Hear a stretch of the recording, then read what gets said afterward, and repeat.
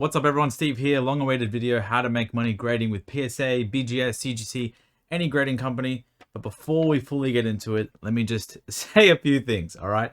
First of all, I'm a fictional character and I pretend to be a Charmander. Well, I actually don't pretend, I actually am a Charmander. So let's get out of the way. Second of all, I'm not a financial advisor, not a financial advice. Please don't sue me if you lose a whole bunch of money. That's pretty much it. Let's get on with the show and let's have a little bit of fun. There's about 6 sections to this. This is going to be a long one. I usually don't say it's going to be a long one. This is actually going to be a long one. There's 6 different sections to this. We got grading prices, card values, bad things that can happen, the PSA return itself, leveraging, and then the PSA submission guide, which is not going to be in this video. I actually have a full PSA submission guide if you want to submit to PSA yourself. I have that. It's in the comments somewhere. But before we get through with this, I just want to say thank you. Thank you for supporting the channel. All the messages and comments and views and everything warms my heart. I can't thank you guys more than enough. And oh yeah, okay. Oh my bad. Okay, yeah. Gotta show this well. These are my credentials. See that? Almost 300k in 90 days.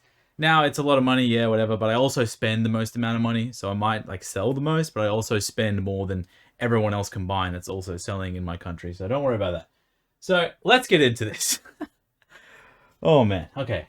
Make money grading, right? We want to make some money grading with PSA. I'm using PSA as the reference for every single thing in this video because I mainly go with PSA. And all these things, they're the same amongst all grading companies. It's not just PSA, but I'm just going to use PSA. So right now, PSA is around $15 per card bulk with an extra $2 for your shipping to PSA, shipping back from PSA, paying for your card savoring, paying for your packaging, everything else. So I pretty much put it down to $17 per card to grade. Can you guys see that? Yeah, you can see that. So $17 per card to grade with PSA. Currently, if you send a bulk submission, that's usually 20 cards or more, and it's more cheaper cards, and they don't upcharge you. You don't send on any other submission tiers. We're not talking about any other submission tiers. We're not talking about fast submitting and getting stuff back really fast. We're just talking about the slowest turnaround time bulk submitting. All right, roughly $17 per card. So for example, you send 100 cards, that's $1,700 US, right? Everything in this video is US dollars as well, just to remove confusion. Now, when you're selling, you got 2 different sets of fees. You sell on eBay, it's around 13%. It's a little bit lower if you have like a middle store, and it's a little bit more if you don't have top rated and no store, and you got a bad account, all this other stuff. But in the middle, most people can agree 13% fee is about right. If you're selling privately, the fee is around 3%. You use PayPal or something like that. But I'm just going to use eBay as like the main fee because people mainly just sell on eBay. But there's heaps of other places you can sell, and we will get into that later on. So selling, eBay fee, 13%, pretty self-explanatory. Now, to figure out, when it first comes to grading with PSA or grading anything, you should really find out what the absolute break-even for your card is, or what the break-even fee, no matter what. And a break-even is pretty much you buy something and you sell it, and then after everything, you come out owing nothing. It doesn't cost you anything, but you don't get anything. You basically get break even. And when you break even on eBay, sometimes it's good. You get a little bit of feedback. You get to meet another customer. You get a few other little benefits. We'll talk about that later also. So let's work out the break even. It's the card cost plus $17, which is the grading price, plus your fee, which is 13%. And I worked that out. If we got a $20 card, I don't know. Can you guys even see it? Yeah, you can. $20 card, $17 to grade. $4 is the fee when you sell that on eBay. It costs you around $42. So for a $20 card, to break even, not even like make money, not even lose money, you have to sell a $20 card for $42 on eBay to even break even. Even break even, Steven. That's crazy. So $40 plus shipping. You can't even have free shipping. You got to charge shipping on 42. So just to let you know, before you even go into any sort of I want to grade, if your card's $20, it's going to cost you, or you have to sell it for at least $42 on eBay to not even get money or gain money or lose money, just to completely break even. Understanding the break even is extremely important when it comes to grading with PSA. That's it. All right, let's get into research. Check this out. Ready? I've got a whole nother thing. There we go. Is that good? Can you see that? Oh man, is that good? That's great. All right, whoa, that's really close. Okay, so start this up. We've got card value searching. This is extremely important. If you want to find out how much a card's worth, it's probably a really good idea to find what the graded card is worth before you even decide to submit a certain card. If you're brand new and you don't know what anything's worth, you have never sold anything, and you're just new to everything, first we're going to check some eBay sold. So you just type the item into eBay, hit the sold button, see what it sells for. If you want to, I'm actually going to pull out a card for an example. And I had it to the side, and I don't know where it is. Here it is. So this is our example card right now. It is the Pikachu SV1P Scarlet Violet promo. And here's a bunch of raw ones. So pretty much this card, most people will agree, on eBay it's around $20, 10 to 20, like $12 to $20. Right here, we're using this example. It's like $12 to $20. If you buy them in bulk, you buy like 100 plus, you might be able to get a bit of deal. But it's a $20 card. And this PSA 10, the lowest listing that I could find is $50, and I found solds between $40 and $50. So this is my example card for everyone playing at home. I'll show it again. It's the Scarlet Violet Pikachu SV1P Japanese version. So this is kind of like the what it really looks like to grade the most popular stuff. That card is incredibly popular, but you can buy one off eBay. Buy it now for $50. And you know, we know that the break even on a $20 card, we already did it on the other side, is $42. So the people selling that card on eBay are making like $7. You know, it's not quite $8 because, you know, you got to pay an extra 13% fees on that $8. They're making $7 profit on this card. Like, you know, it's crazy. Depending on how much they're buying it for. Maybe they bought a whole bunch at $12 each at the lowest price they could find, and they're making like $15 or something. But that's kind of crazy when you think about it, right? This is a really popular card, and they can only make like $10 to $15 at the best case scenario. So when it comes to finding out if a card's even worth grading, if you have a whole bunch of these, maybe you have a whole bunch, and you want to grade them, you got to check the sold price, and you can use Terapeak as well. That's eBay's price research kind of program. You find if you just type Terapeak into Google, it'll come up. It'll blow your mind what you can do with Terapeak. Terapeak is absolutely crazy. And another place I put is a great, you know, PWCC auctions. It's a pretty good place for finding not normal graded card sales. Like a lot of normal stuff is on eBay, and then a lot of like abnormal collectible kind of like deep niche stuff is on PWCC. It's another great place. Probably two of the biggest places that graded card sells would be PWCC auctions on their website and on eBay, obviously. So to figure out if it's even worth grading something like this, we have to find the price between the sold plus the low listing. So the low list, that's the low list is pretty much slang for like the lowest listing on eBay for your item you're talking about, but we just say low list because it rolls off the tongue, I guess. So we want to find the low list between this card, and we want to find the solds. Solds are between $40 and $50. The lowest list was $50, and we paid $20. If the solds are between $40 and $50, and the lowest list is $50, like the lowest buy it now, right now, is $50, and the solds are between $40 and $50, buying this card right here for $20 as a brand new submitter probably isn't worth it.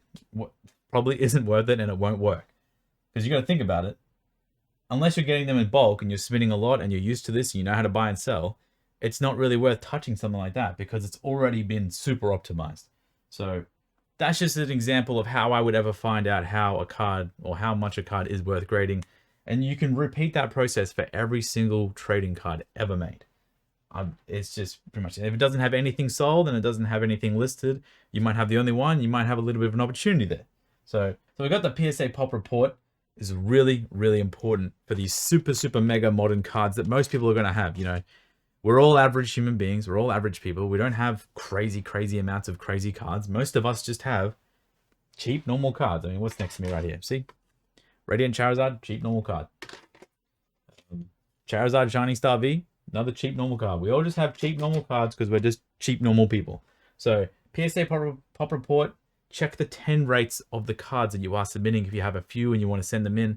And you kind of want to measure up if it's worth sending in. Because this card that I recommended, this card that I talked about before, PSA 9 sell $20 to $30. That's not good.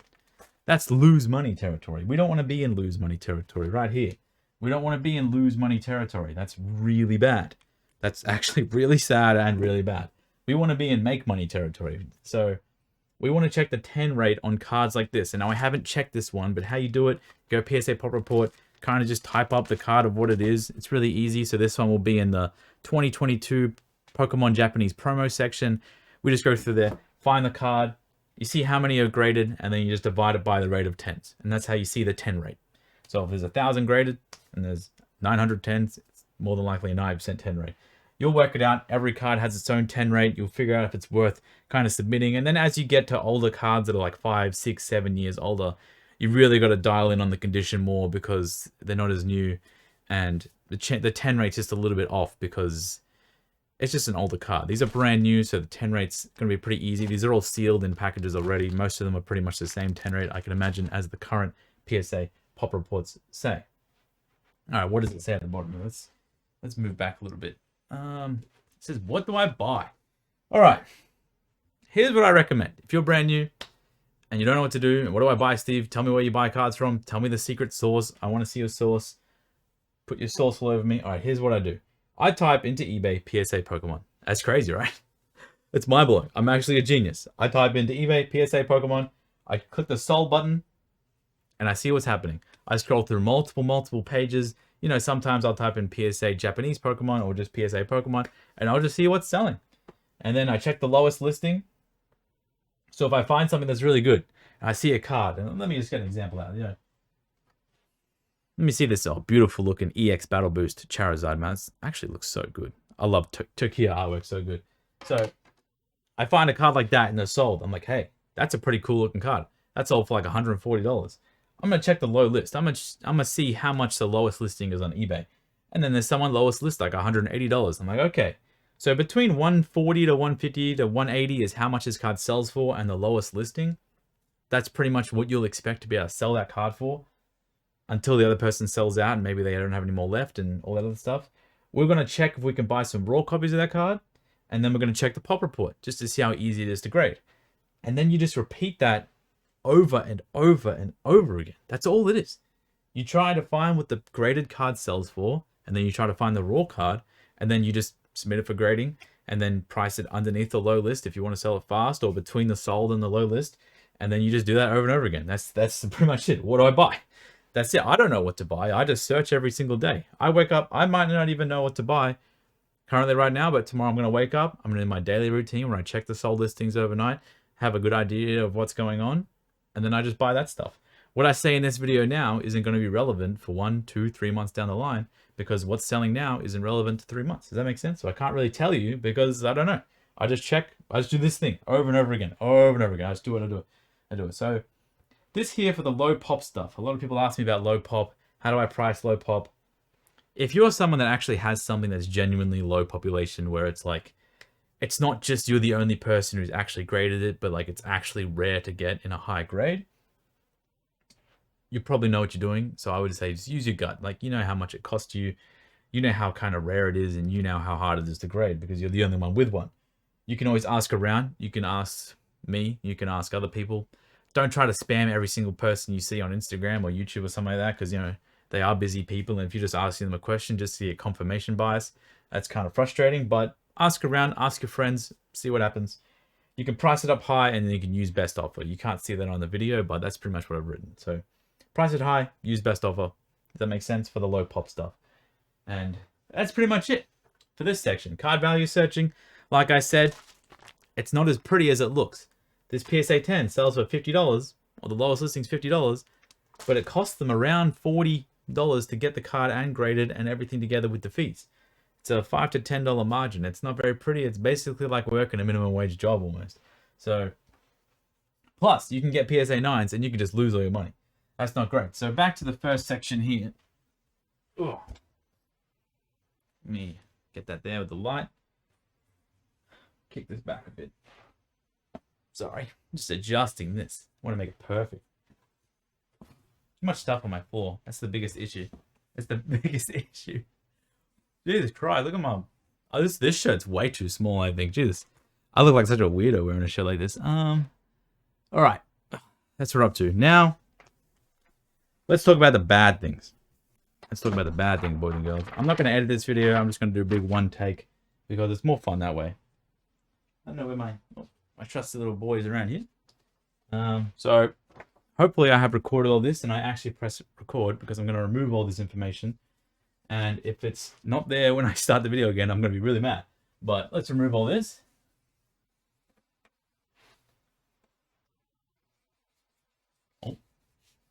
think I had an issue with the board earlier at the top, so it looks really bad. But like I said, a lot of this grading stuff, it just, you know, there's a lot to it. This is going to be a long video. I hope I answer every question I can when it comes to grading. In this video, it's going to be a long one, so stick around. Gotta have some water. And we'll get into it. So let's talk about the bad things, right? I have everything written on like little pieces of paper here. Kind of help me remember throughout the video. So let's talk about the bad things. There's bad things that can happen when you're grading cards. Not just PSA, it's everything, every company. So what we got? Bad thing can happen. We've got low grades. That's really bad. That's pretty much worst case scenario, right? Then we've got missing packages. This can happen. You're incurring additional risk, right, when you're grading, because the issue is you already have the cards in hand. You already own them. They're safe. They're in your possession. You have them already. Okay, we'll leave it high. You have the cards already. You're safe. You have them. And you're going to send them out again, and then they have to return to you again. Especially international, it gets kind of scary. Trust me, I get scared all the time sending submissions, so nothing wrong with that. And you incur additional risks. I just put risks. Like missing packages or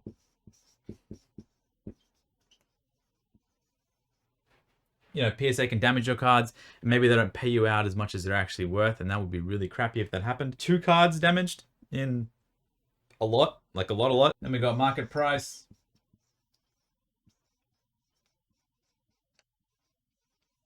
Falling. Can you even read that? My writing is so bad. So market price falling, and this can happen. So maybe you see a card sell at $500 PSA 10. You're like, oh my God, I could buy that card for 100. You buy it, you grade it, you wait 3 months, you get it back. It's only 150 PSA 10. You're like, what happened? Well, a bunch of other people already had that in grading or something like that. Or maybe it was a one-off sale where someone just bought a card and they're just like, oh my God, I love this card. I'm going to pay $500 for it. But no one else ever wanted to do that. So the market price can fall, especially when it comes to new cards. I mean, it happens to me all the time. Unagaba EVs come out or 151 comes out. Everyone submits them. The first few people to get them back, it's really high. And then after that, it just slowly goes down as people realize more available. That just happens. It happens to the best of us.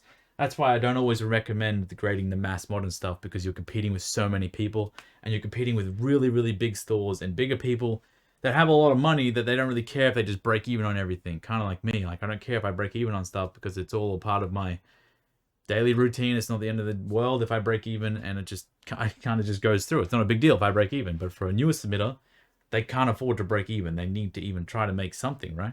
So, and then we got here. I'm just gonna write this word.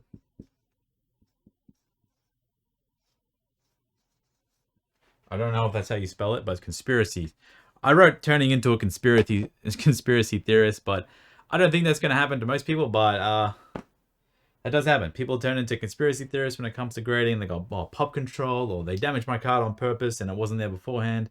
And that does happen, don't get me wrong. Pop control, I don't think that's real, but heaps of other things like, oh, my friend gets higher grades because he's friend with this guy and this company and this, or this guy gets higher grades, or that happens, or you're going to try and just remove all those thoughts from your head. If I put 2 damaged cards and then I put a near mint card and then I put a gem mint card, they're going to put the near mint card as gem mint as well because they see the damage. These are graders. They go to work, they grade cards. They've graded 10,000 cards before your order, and then they grade 10,000 cards afterwards. You don't know what they do before, you don't know what they do after. Just remember, just focus on the things that you can control. Don't turn into a conspiracy theorist, okay? So that's all I want to talk about on the bad things. That's the bad things. If you do like these kind of videos, always feel free to let me know. Because, I'm a human being at the end of the day. I am just a human. I like positive reinforcement just as much as the next guy. So let's talk about the PSA return, right? So this is going to be a little bit weird, but bear with me, all right? Pause the video, take notes. I'm not going to try and milk this out. I'm kind of hungry. I want to eat some dinner. So I'm kidding. Can I not take anything seriously? Okay. Now, remember what I talked about earlier?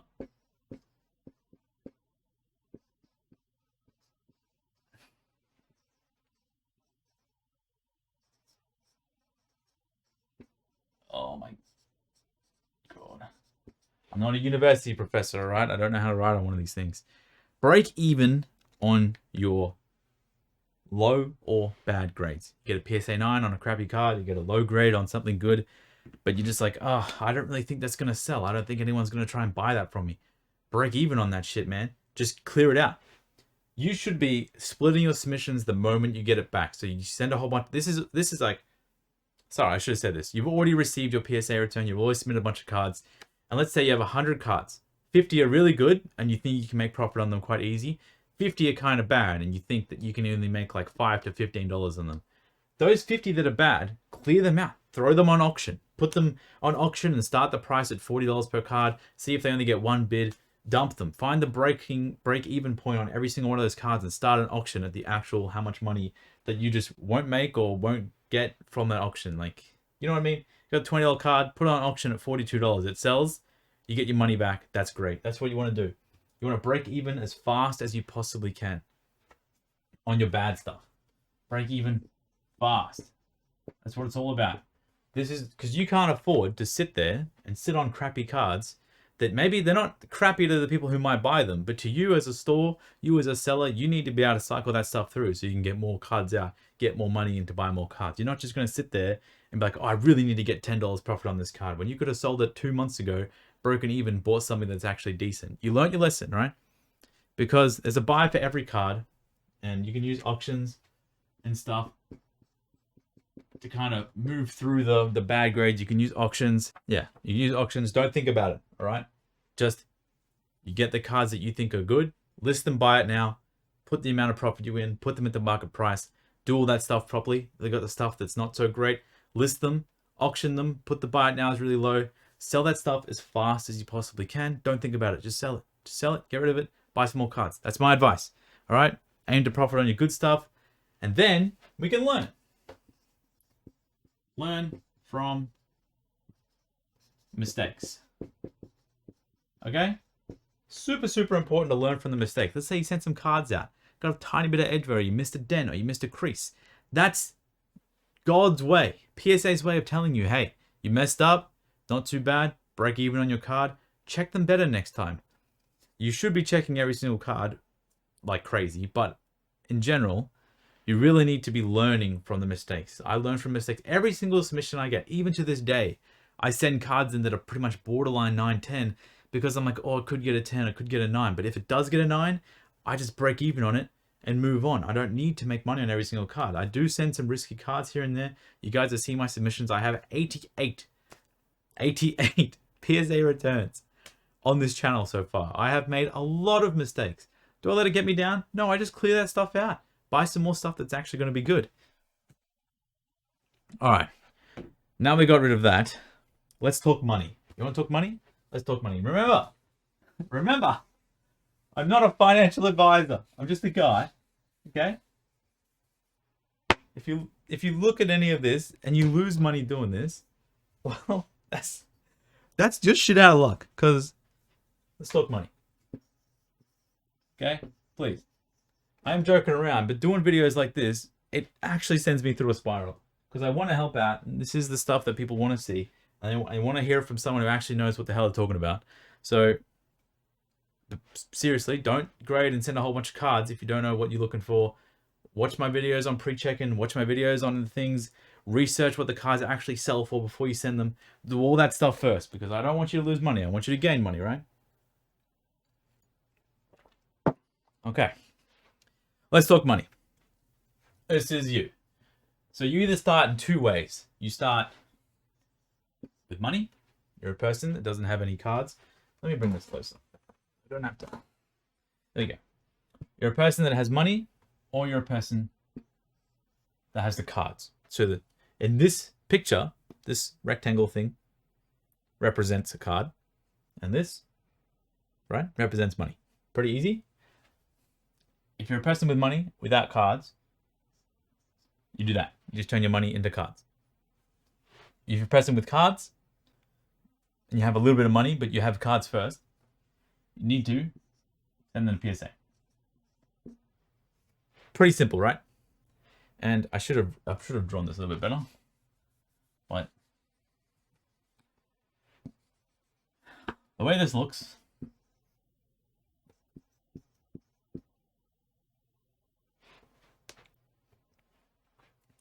is like this. This is the life cycle of a PSA simulator. You got money, buy some cards, get a PSA, sell the cards, buy more cards, PSA. Sell the cards, buy more cards, PSA. And this is great. This is an amazing thing to do. But you always want to be kind of growing, right? You don't want to start with, maybe you start with $500, maybe you start with $100, maybe you start with $10,000. Everyone's different, everyone's different lives, but you don't just want to go $10,000, cards, PSA, end up with 10,000 if you sell all of them. That's not beneficial, right? Eventually, I mean, that's great if you break even and you learn a whole bunch, but eventually you want to turn into a little bit more. So this is what that looks like. You got the money, you got cards, and then we got PSA. And the next box looks like this. Then we have more money. We got $2 signs. Does that make sense? We got $2 signs. And then we buy 2 lots of cards. And then we send in PSA. And then we come back and we've leveraged. Now this does take time. So I'm explaining this process right here. This one is roughly 3 months. I don't know if you can read that, but that says 3 months right there. I'll put this 3 to be really big. That's 3 months. This right now for bulk submissions, that's 3 months. You got your cards, money, PSA, 3 months all in. If you're lucky, you might get it done in 2, but 3 months is pretty good. So then you get your money, and then this one right here, whatever that is, it's another 3 months. So 6 months have passed, and now we've got our singular money to double the money. Now we're in triple money territory. That's not too bad. And we have triple cards. And this kind of just keeps going because if you have a little bit of an idea in grading, graded cards will always sell for more than gem mint raw cards. It's just how it is. It's in the system. It's in our brains. It's in collectors. It's how the world is. Don't fight it. Just use it. Okay. I don't want to get into that, but that's just how it is. There we go. So, and the reason why, by the way, the reason why graded cards are more expensive than a gem mint raw card is it's a time save between buyer and seller. They don't have to argue about condition. And also, it takes time to grade cards. So the time to grade the card is factored into the graded price. That's why, where's my examples? That's why this bad boy is $50, even though there's tens of thousands of them. And this bad boy, $20 each, even though there's tens of thousands of them, millions of them. The graded card is more expensive because it only costs money to grade, but it also costs time. And time is sometimes worth a lot more than money. And this is why back in the pandemic, some cards were going for $500, $1,000. Now these days they're only $100 or $50. Just because it was a 1 year wait, 1.5 year wait, no one could get the cards back. And it was kind of uncertain to whether like more would come onto the market. That's why that happened at that time period, if that makes sense.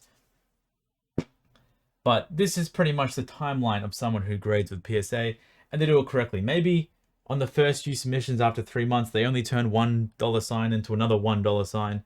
But eventually you break even on the stuff, you learn, you listen to professionals. I'm not a professional, but you watch people that do it. You learn from your friends, you ask people, you assess the condition of the cards, maybe get a little bit lucky with the grade. Luck has a lot to do with it when it comes to PSA grading. So just remember, luck is more important than any other factor. But that was me talking about the PSA return as a whole and what it looks like when you have like dollars, you buy the cards, get them back. And then you just keep infinitely kind of growing using the grading process. Now, it's not a bad thing because there's people out there who want to buy the cards. They don't want to do this. They don't want to buy the cards, assess it, send it away. They're happy to pay the premium. If there's ever a card that's too expensive, it'll regulate itself and people just will stop paying the amount of money for that card because people just not think it's worth it. So don't worry about that. All right, last but not least, let's talk about leverage. Now, this is the kind of stuff that's going to put me in jail, to be honest. But I tried explaining this to a friend the other day and I couldn't really get my point across. So I'm going to put it in this video. And this information is mainly meant for him, but everyone else can get it as well. but I'm not anything. I might need to get another haircut soon. It's kind of annoying me. I'm not anything important. I'm not anything special. Please remember, I'm talking about leverage. We're talking about big stuff here. I'm not talking about credit cards or anything like that. You know, I don't really mess with that stuff. But we are going to... Look how cool I did that E. That was pretty cool, right? That's pretty cool for a guy like me. That's pretty cool. Oh, I'm going to do a whole bunch of graphics on the screen. So we talked about before, time to grade is a main factor of the PSA price on a lot of cards, especially the really cheap modern cards. Time to grade is why they have that little bit of margin, $5, $10, $15.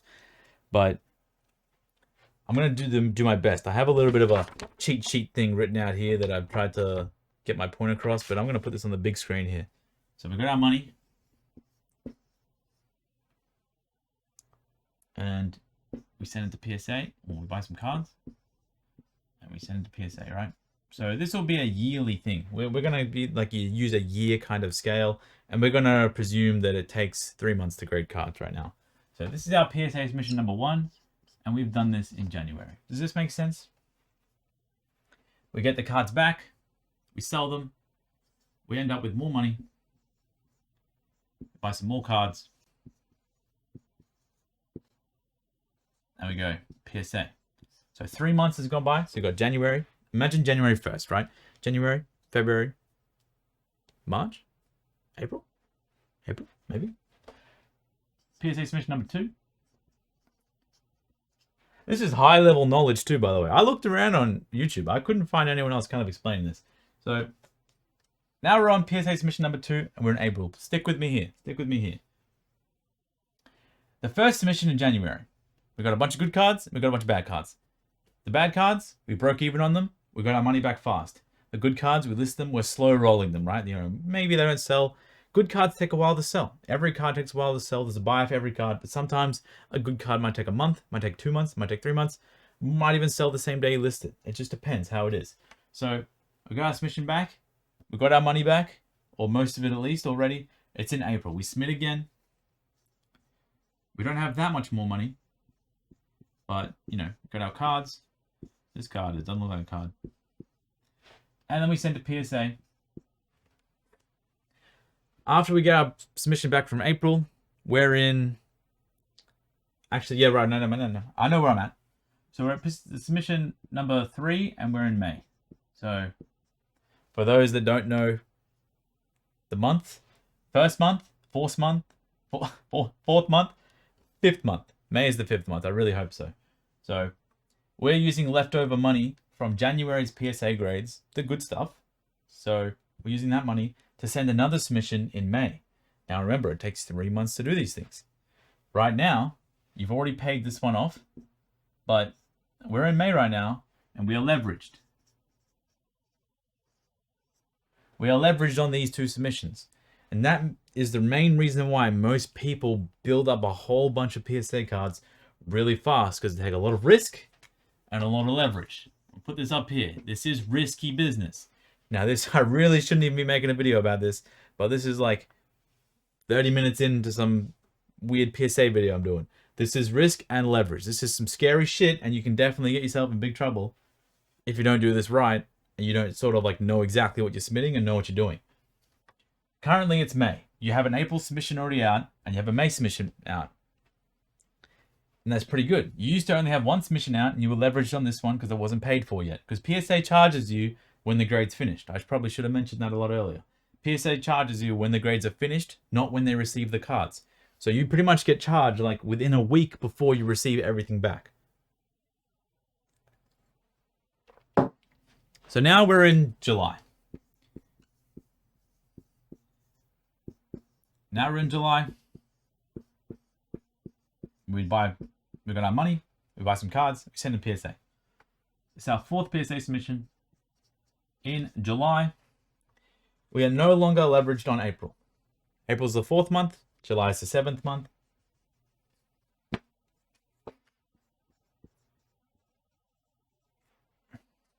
Let me just fix this up a bit. It's a bit hard to do this like on the fly, but I'm trying my best. We're leveraged on May and July right now because they are out at PSA. and that's fine. We have April back. We got a whole bunch of good grades. We got a whole bunch of bad grades. We sold them. We got our money back, or maybe even made some money, and then we sent a submission out in July. We're at the 7th month. But now we're on our, the submissions are going pretty well. Next month, we're going to receive our August submission. That we sent out in May. So, maybe we only have a little bit of money because the May submission didn't go too well, but still, we're still growing. The amount of total graded cards that we have, we're still accumulating. The amount of total grades that we've done, we've learned a whole bunch. We're 2 submissions in right now. We know what to grade. We're getting better. We're checking centering, we're checking edges, we're checking thing. We're asking Steve, hey Steve, what do you think about this card? Should I grade this card? Hey Steve, ask me some questions. I'm fucking here to help you. Well, I might as well just help you, right? If I can spend 10 seconds of my life helping you save or make some money, that's not too bad, right? I usually like to save people money. I don't really want to make you any money because that's a scary thought. But saving you money is what I'm really good at. Send to PSA, and right now we're on our 5th submission, and we're in August. That says AUG for people that can't read that. So we have sent out this submission. Now May, right? May is back. We're sending out an August submission. We're leveraged on August. And it's August 1st. And we're like, hey, May submission went really good. Now this is all hypothetical. Stick with me. You get more card sales towards the end of August. So this is the 1st of August, and we'll do another PSA submission at the end of August. We've got PSA submission number 6. August, the end of it. Now we're leveraged. We've got 3 submissions with leverage. And let's just assume every submission is 50 cards and it's the same amount of leverage throughout the whole thing. Probably should mention that. And then July finishes up. Same thing happens. We're getting better and better. We know which cards are selling faster and faster. We know which Pokemon are more popular. We know the kind of things that people look for. Someone's like, hey, do you have another copy of that Charmander card? And you go, hey, I do actually. I might have one back in another month. I sent it off in May. I'll let me know, and then you message them as soon as you get it back. You kind of understand what people are looking for. This all comes with experience and being the ones that actually sell it. So we're going to have 7th PSA submission in September. But remember, now it gets kind of tricky. Part of the leverage. So we've got August, and September submissions that we are leveraged. Does that make sense? We are leveraged on these. We don't actually have the money to pay for them, because we're just a card seller. The card sellers I know, every single card seller I know, we're all broke. We know why we're broke? Because we're constantly buying cards with all our money, right? But we're leveraged against PSA. We will pay for this September one with the money that with the cards we got back from July. We will pay for the next one in November and December and October with the money that we get from the submission from August. And you kind of keep rolling it, and you keep kind of keeping the ball rolling, and you just do it like that. Does that make sense? Yeah, I've really tried to keep this in a way that I can explain it, but eventually you might have 100 cards away at PSA, and then 6 months later you have 500 at once, or 400 or 200, and eventually you might have 1,000 out at once, and you get better at processing them. You get better at getting them back. Does that make sense? I really hope that this is mainly for a friend that asked me to explain leverage to him, but that's pretty much how it is. You have a certain amount of cards that are away, a certain amount of submissions that you need to pay for. It is basically like a credit card that isn't an actual credit card. So I'm kind of on the edge of even if I'll post this in the video. I do think it's important because this is pretty much what every single PSA submitter in the world has done. No one I know that's a big PSA card seller hasn't used their leverage to gain money. PSA knows it. That's why they charge you at the end. If PSA charged people at the start of submissions, they would have probably not even 1/10 of the amount of submissions. And I'm not even kidding by that. So the leverage is used by everyone to make everything better. I'm pretty sure I covered everything. For those that really wanted the video, there you go. I did my best to talk about how to make money with PSA. When it comes to which cards to buy and everything like that. Can't help you where to find cards to buy for PSA. Can't help you. Condition is the most important thing when submitting cards. So make sure if you do find cards, they are in a pretty good condition. I don't know what I did before to the board, but I made it a little scuffed at the top here. So I have to clean this off. There's a bit of behind the scenes cleaning. But yeah, there we go. All right. My name's Steve. If you lose a lot of money following any advice in this video, you never actually watch this. If anyone asks, it's not real. I'm not real. I am a fish or a Charmander, whatever. And that's pretty much it. Appreciate all the support, guys. I hope you enjoy this video, and thank you for watching.